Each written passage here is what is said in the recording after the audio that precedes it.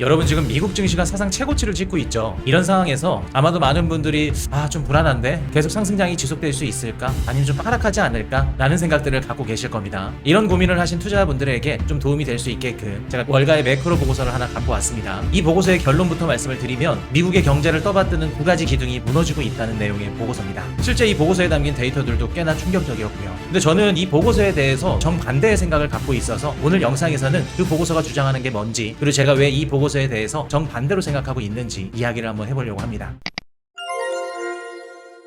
자, 우선 이 보고서를 쓴 사람은 월가의 한 매크로 분석가인 브렉 젠슨이라는 사람입니다. 이번 4월 25일에 발표한 자료인데 이 사람이 지금 주장하고 있는 게 뭐냐면 미국 경제 성장의 동력은 사실상 두 개뿐이고 그 두 개가 모두 지속 불가능한 상태에 들어섰다는 겁니다. 그 두 개의 기둥은 첫째, 정부의 재정 적자 지출이고요. 둘째, AI 인프라 투자 급증입니다. 지금까지 이 두 개의 기둥 때문에 미국의 경제와 증시를 떠받쳐서 온 거는 진짜 맞는 얘기죠. 근데 보고서는 이 두 기둥이 동시에 흔들리고 있다고 말을 하고 있습니다. 자, 그럼 보고서에서 어떤 내용을 얘기하고 있는지 한번 볼게요. 먼저 첫 번째 기둥 미국의 재정 적자 얘기부터 한번 해볼게요. 지금 미국의 연방 부채가 40조 달러에 거의 근접했죠. GDP 대비 부채 비율은 2차 세계대전 이후에 가장 높은 수준이고요. 매년 정부가 쓰는 돈에서 들어올 수 있는 돈을 뺀 적자, 즉 재정 적자가 지금 거의 2조 달러에 달합니다. 이거를 명목 GDP 대비로 환산한다 그러면 6에서 7% 정도 되는데요. 여러분, 이 비율은 정말 비정상적인 숫자입니다. 경제가 호황이고 실업률이 낮을 때 적자 비율이 이 정도라면 실제로 경기 침체가 온다면 이 비율이 어디까지 갈지 짐작도 안 가는 수준입니다. 여기에 더 무서운 데이터가 있죠. 미국 정부가 빚을 갚는 데 쓰는 이자 비용이 1년에 1조 달러를 돌파했습니다. 이게 무슨 뜻이냐면 미국 정부 예산 항목 중에서 사회보장 다음으로 두 번째로 큰 항목이 바로 이자 비용이라는 겁니다. 돈을 빌리는 비용이 국방비보다 크고요. 의료보험보다도 크고 교육보다도 크다는 얘기입니다. 그런데 트럼프 대통령은 27년도 회계연도의 국방 예산을 40% 이상 증액하겠다고 발표했죠. 이 증액폭은 2차 대전 이후의 최대 규모입니다. 그러니까 이미 1조 달러짜리 이자 비용을 감당하면서 동시에 국방비를 사상 최대 규모로 늘리겠다는 이야기죠. 이 보고서의 결론은 뭐냐? 이런 적자 규모를 유지하려면 미국 국채 10년물 금리가 4% 밑으로 장기간 내려가는 건 사실상 불가능하다는 걸 말하고 있습니다. 금리가 안 내려가면 어떻게 되죠? 경제 둔화가 와도 연준이 시장의 유동성을 시원하게 풀 수가 없습니다. 예전처럼 제로금리 시대로 돌아가는 길이 막혀버렸다는 분석이죠. 자, 두 번째 기둥은 더 심각합니다. 두 번째 기둥은 바로 AI 인프라 투자인데요. 미국 4대 하이퍼스케일러에 해당하는 아마존, 마이크로소프트, 구글, 메타 같은 이런 거대 클라우드 기업들의 자본 지출이 25년도에 약 3,500억 달러였습니다. 근데 2026년도에는 이 금액이 6,500억 달러로 폭증할 예정입니다. 1년 만에 거의 2배가 늘어난 셈이죠. 사실상 유례 없는 규모입니다. 이 6,500억 달러를 빅테크들이 어떻게 마련하고 있었을까요? 초기에는 자기들이 가진 현금으로 충당을 했죠. 근데 이제 한계에 도달한 겁니다. 최근 들어 자체 현금에서 부채 발행과 SPV, 그러니까 특수 목적 법인을 통한 외부 차입으로 자금 조달 방식이 빠르게 바뀌고 있습니다. 아마존이나 오라클, 오픈 AI는 2026년도 자유현금 흐름이 대폭 마이너스로 돌아설 거라는 전망까지 나왔고요. 특히 오픈 AI 얘기가 충격적인데요. 아직도 적자 상태인 회사가 무려 1조 4천억 달러 규모의 장기 컴퓨팅 약정을 체결했습니다. 수익도 못 내는 회사가 1조 4천억 달러짜리 약속을 미래에 지급하겠다고 시인을 한 건데요. 여기에 또 하나 흥미로운 신호가 있습니다. 매그니피센트 7, 즉 미국 빅테크 대표 7개 기업들이 최근 대규모 인력 감축에 나섰습니다. 메타가 8,000명 감원, 전체 직원의 10%를 해고했고요. 오라클은 3만 명, 전체의 20%를 잘랐습니다. 마이크로소프트는 창사 50년 역사상 처음으로 7,000명에 대해서 자발적 퇴직 프로그램을 가동했고요. 빅테크들이 AI 캐펙스 자금을 조달하기 위해서 어쩔 수 없이 인건비를 줄이고 있다는 겁니다. 자사주 매입에 쓸 돈도 점점 줄어들고 있죠. 매그니피센트 7이 그동안 EPS, 그러니까 주당 순이익을 올리는 가장 큰 동력이 자사주 매입이었습니다. 하지만 이 매입이 멈춘다면 EPS 성장이 멈추고요. EPS 성장이 멈춘다면 추가 상승의 가장 큰 동력 하나가 사라지는 셈이겠죠. 보고서는 이 구조를 보고 닷컴 버블보다 더 위험한 구조라고 언급을 했습니다. 이른바 공급업체의 금융이라는 순환 구조인데요. 하이퍼스케일러들이 서로의 매출원이면서 동시에 자본 공급원이 되는 구조죠. 서로가 서로의 돈을 빌려주고 서로의 매출이 되어주면서 실체 없는 실적이 나오고 있다는 겁니다. 데이터 센터 건설은 전력망이 부족해서 지연되거나 취소되고 있고요. 일부 빅테크들의 이익 성장은 GPU 자산을 공격적으로 감가상각하는 회계 정책에 기반하고 있다는 점도 지적이 됐죠. 그래서 이 보고서의 결론을 정리하자면 시장은 사상 최고치를 향해 가고 있는데 정작 이 시장을 떠받치는 두 기둥은 동시에 무너지고 있다는 점입니다. 여러분, 여기까지 들어보니 어떻게 느껴지시나요? 솔직히 충격적이기도 하고 갖고 있는 주식을 좀 팔아야 되나? 라는 생각도 드실 겁니다. 자, 여러분들 지금부터 집중해주세요. 이 보고서가 놓친 부분을 제가 찝어드릴 겁니다. 자, 먼저 첫 번째, 재정적자 얘기로 돌아가 볼게요. 부채가 40조 달러다. 적자가 2조 달러다. 이자 비용이 1조 달러다. 절대 금액만 보면 정말 어마어마한 숫자입니다. 근데 부채를 평가할 때 가장 중요한 게 뭔지 아시나요? 절대 금액이 아니라 그 사람이 돈을 갚을 수 있는 능력입니다. 쉬운 예를 하나 들어볼게요. A씨는 빚이 1,000만 원이고 연소득이 2천만 원입니다. B씨는 빚이 1억이고요. 연소득이 5억이에요. 절대 금액만 보면 B씨의 부채가 10배 더 많은 상황이죠. 근데 실제로 누가 더 위험할까요? A씨가 훨씬 더 위험합니다. A씨는 연소득의 절반을 빚을 갚는 데 써야겠지만 B씨는 연소득의 5분의 1만 모아도 빚을 다 갚을 수 있습니다. 여기에 한 가지 더, 성장이라는 변수가 더해지면 게임이 완전 바뀝니다. B씨의 소득이 매년 10%씩 늘어난다고 가정해볼게요. 10년 뒤에 부채는 1억 그대로인데 소득이 13억이 됩니다. 부채 비용이 7.7%까지 떨어지는 거죠. 빚을 갚지 않더라도 소득이 늘어나면 부채 비율이 자동으로 줄어드는 겁니다. 이걸 경제학에서 성장을 통한 부채 흡수라고 부르죠. 이건 이론으로만 존재하는 개념이 아닙니다. 실제 사례를 하나 보여드릴게요. 1946년도 미국이 2차 세계대전을 막 끝난 직후 GDP 대비 부채 비율이 119%였습니다. 지금이랑 거의 똑같은 수준이죠. 그때도 사람들은 미국의 부채가 너무 많다, 이제 끝났다 라는 이야기를 많이 했죠. 근데 어떻게 됐을까요? 미국은 그 부채를 적극적으로 갚지도 않았습니다. 그냥 GDP를 폭발적으로 키우면서 부채는 그대로 두고 분모만 키워버렸죠. 1970년대에 이르러서 GDP 대비 부채 비율이 30%대까지 떨어졌습니다. 빚의 절대액은 거의 그대로였는데 분모인 GDP가 미친 듯이 커진 거죠. 30년 만에 부채 비율이 4분의 1로 줄어들게 된 겁니다. 자, 그리고 미국이라는 국가가 가진 강력한 무기가 있죠. 바로 기축통화국이라는 특권인데요. 일반 국가가 외화로 빚을 짓게 되면 환율이 출렁일 때 디폴트 위험이 생깁니다. 2014년도 그리스나 몇 년 전 아르헨티나가 그 모습을 보여줬죠. 근데 미국은 자기들 통화인 달러로 빚을 냅니다. 최악의 경우 달러를 더 찍어서 갚을 수가 있다는 얘기죠. 이게 그리스나 아르헨티나가 처했던 상황과 미국이 전혀 다른 상황이라는 결정적인 이유입니다. 자, 두 번째, 전 세계 외환보유고의 약 58%가 여전히 달러 자산입니다. 국제무역의 절반 이상이 달러로 결제가 되고요. 이 수요가 있는 한 미국 국채에 대한 수요도 절대 사라지지 않는다는 걸 의미하는데요. 누군가는 계속 미국 부채를 사주고 있다는 겁니다. 마지막 세 번째, 미국 부채 위기가 임박했다라는 경고는 사실 30년째 반복이 되고 있습니다. 미국 GDP 대비 부채 비율이 100%를 처음 돌파한 게 2012년도였습니다. 그때부터 곧 위기가 온다 얘기는 매년 동안 나왔던 얘기입니다. 경제 뉴스 몇 년 이상 꾸준히 보신 분들은 다들 공감하실 겁니다. 이제는 이런 얘기들이 특별한 얘기가 아니라는 거예요. 처음 얘기가 나왔었던 2012년도부터 14년이 지난 지금도 미국은 여전히 전 세계 최강 패권국이고요. 국채 수요도 여전히 죽지 않았습니다. 오히려 국채 수요를 받아줄 수 있는 스테이블 코인 법안이라던가 아니면 미국에 있는 은행들의 규제를 완화해줘서 미국의 국채 수요를 더 증가시킬 계획을 잡고 있죠. 심지어 2008년도 글로벌 금융위기 때조차 안전자산 수요로 미국 국채 금리는 오히려 떨어졌습니다. 이게 미국 부채 시스템만이 망할 수 없는 이유라고 볼 수 있습니다. 자, 이번엔 두 번째 기둥 AI 인프라 얘기를 한번 해볼게요. 이 부분은 더 재밌습니다. AI 버블 얘기는 여러분들한테 너무 익숙하죠? 첫 번째, AI는 더 이상 단순한 기술 산업이 아닙니다. 국가안보 산업입니다. 이게 무슨 뜻이냐면 AI는 미국 정부가 절대로 손을 넣을 수가 없는 그런 섹터가 됐다는 건데요. 실제로 미국 정부는 22년도부터 단계적으로 첨단 반도체의 대중국 수출 통제를 시작했습니다. 24년도 12월 달에는 HBM 통제까지 들어갔고요. 이건 미국이 AI를 핵무기나 우주개발과 동급의 전략 자산으로 본다는 명백한 신호죠. 트럼프 2기 행정부에 들어와서는 한 발 더 나아갔습니다. 25년도 1월 달에 발표했던 스타게이트 프로젝트 들어보셨을 거예요. 5천억 달러 규모의 미국 AI 인프라 투자 계획인데요. 오픈 AI나 오라클, 소프트뱅크나 MGX가 함께 참여하는 초대형 프로젝트입니다. 정부가 직접 부지를 지원하고요. 세제 혜택을 주고요. 전력 인프라까지 동원하겠다고 약속했죠. 이게 무슨 의미일까요? 미국 정부 입장에서는 AI 패권을 잃게 되면 군사적으로도 경제적으로도 중국에 밀리는 결과가 나옵니다. 그러니까 민간 기업들이 흔들려도 정부는 어떻게 해서든 직간접적으로 떠받칠 수밖에 없다는 겁니다. 이건 단순한 산업 정책이 아니라 국가 생존이 걸린 문제입니다. 자, 두 번째, 이건 닷컴 버블과의 결정적 차이가 있습니다. 2000년도 닷컴 버블이 터졌을 때 핵심 이유가 뭔지 아시나요? 매출이 없는 회사들이 주가만 올렸기 때문인데요. 대표적으로 벤츠닷컴 같은 회사가 그랬죠. 사업 모델이 부실한데 인터넷이라는 단어 하나로 시가총액이 폭등했었던 시대였습니다. 지금 AI 선두 기업들은 어떨까요? 실제 매출이 폭발적으로 올라오고 있죠. 엔비디아의 데이터 센터 매출을 한번 볼게요. 23년도 분기별 약 47억 달러였습니다. 25년도에는 분기별 350억에서 400억 달러대로 올라왔죠. 2년 만에 약 8배가 증가한 겁니다. AI라는 기대감도 분명히 주가에 반영이 됐겠지만 애초부터 근본적으로 실적이 단단하게 받쳐준 상승이라는 겁니다. 마이크로소프트의 AI 매출, 구글 클라우드의 흑자 전환, 메타의 광고 효율 개선, 이 모든 것들이 실제 손익계산서의 숫자로 찍히고 있습니다. 이 부분이 닷컴 시기와는 전혀 다른 이유라고 볼 수 있죠. 자, 세 번째입니다. 매그니피센트 세븐의 재무 체력인데요. 2000년도 닷컴 시기 기업들은 적자의 부채 의존이 심각했습니다. 근데 지금 매그니피센트 세븐 기업들은 어떻죠? 이 7개의 회사의 현금 보유 합계가 약 5천억 달러에서 6천억 달러로 추정됩니다. 영업이익률은 20에서 30%대고요. 매년 수백억 달러씩 자유현금 흐름을 만들어내고 있는 기업들이라는 거죠. 일부 회사가 부채나 SPV에 의존한다고 해도 이 7개의 기업들을 전체로 보면 역대 최강 수준의 재무 체력을 가지고 있습니다. 닷컴 시기의 부실 기업들과 비교하는 건 솔직히 무리한 비교였다고 봅니다. 여기에 한 가지 더, 여러분 IT 버블이 터진다, 위험하다 라는 경고가 2008년도에 나왔을까요?